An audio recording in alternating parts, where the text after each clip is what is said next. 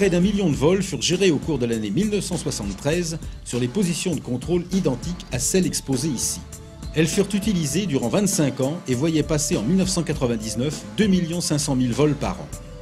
Sur une position de contrôle, 2 contrôleurs gèrent une portion d'espace appelée secteur. Le contrôleur radar, qui parle directement au pilote, assure la gestion en temps réel et la résolution des conflits.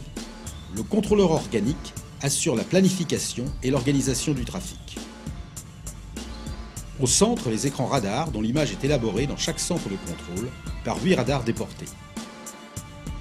Devant eux, le tableau de strip. Ce sont des bandes de papier synthétisant les informations essentielles, indicatifs, type d'appareil, vitesse, terrain de départ et de destination, route suivie, altitude.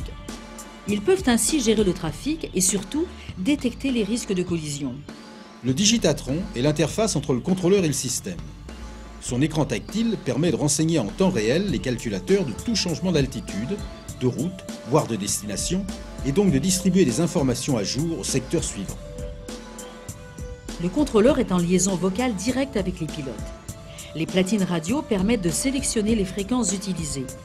La chaîne radio exploite des antennes principales et des antennes secours, mais en cas de panne de la chaîne radio, le contrôleur dispose du secours ultime radio.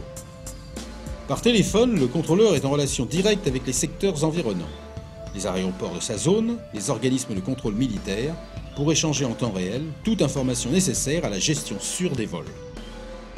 Enfin, il dispose de cartes des trajectoires et procédures essentielles de son secteur, ainsi que d'écrans de télévision internes fournissant des informations sur la météo, l'état de l'espace et des moyens techniques.